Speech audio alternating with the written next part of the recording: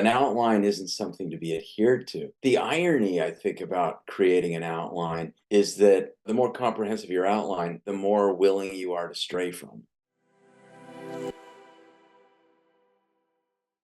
My first mentor was Vicki King, and she wrote that book, How to Write a Movie in 21 Days. Hmm. And the first draft you write in the first week. And so there really is something to that. And when you break it down, a screenplay is maybe 100 pages. There's not a lot of ink on a page in a screenplay, really.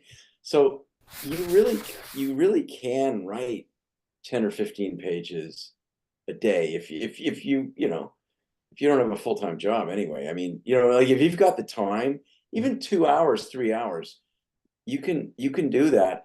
And there's really something exciting about writing that first draft so fast, so stream of consciousness, that you're not even going back and looking at anything. You're Hmm. not worried about it even being entirely coherent. You're Hmm. just letting the characters live and surprise you. I do think that it's important to have at least some kind of semblance of an outline Hmm. so that you got a basic confidence in where you're heading, because then you can draw from that well. Otherwise, what happens, and everybody can relate to this, is you get really excited by your idea. You get sort of through your first act because you've got a sense of the setup, and then you just start vamping for the next Hmm. second and third act. And it's not an entire waste of time, but it's sort of a waste of time because it sort of just becomes I don't know what kind of language I can use in this. Fire away, whatever you want to A use. circle jerk. It's Yes. just it's just sort of like, all right, I don't really know what this thing's about. Hmm. And if I don't really have at least a rough idea of what it's about, I mean, it's not entirely. You're exploring. There'll be another draft, but sometimes I think about this process as going from the general to the specific. I just I don't want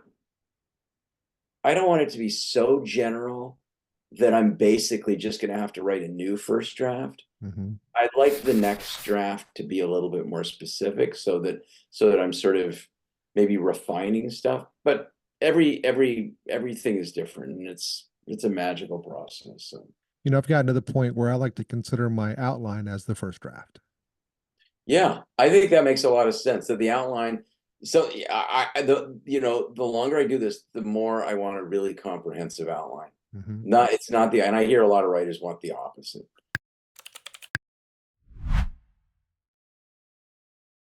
But I just did a little podcast on writing the first draft versus the second draft because I know a yeah, lot of up and comers and people that are starting out writing screenplays, they put so much pressure on themselves for that first draft to be perfect, like every sentence and every this.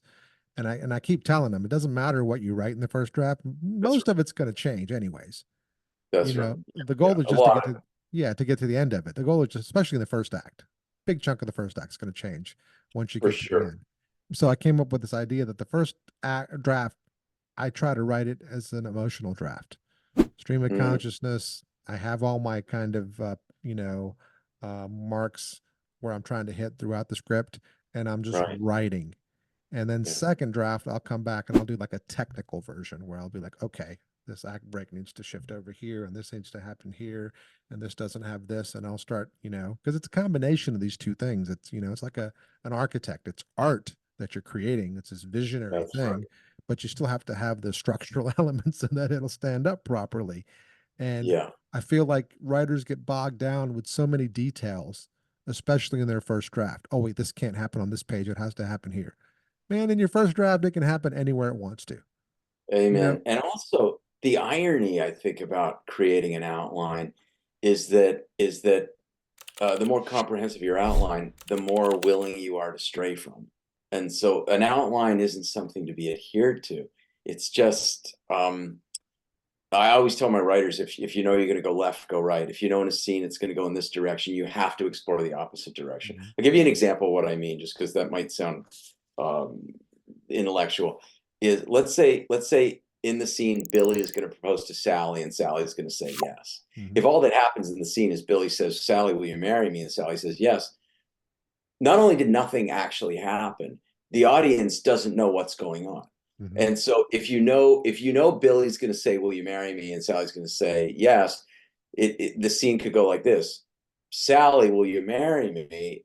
And she says yes, but only if you work for my father, the hitman. Mm. So do you follow? So if you Yeah. know that she's going to say yes, the story needs to build in meaning as it progresses. The stakes need to rise. And so there always needs to be some kind of obstacle. And so sometimes, this is my long way of saying, sometimes when people create an outline, they've got an idea of how the story's going to go. But once you start writing the first draft and the characters come alive, you start to recognize that the only way to get to where you're going is by moving in the opposite direction. Mm.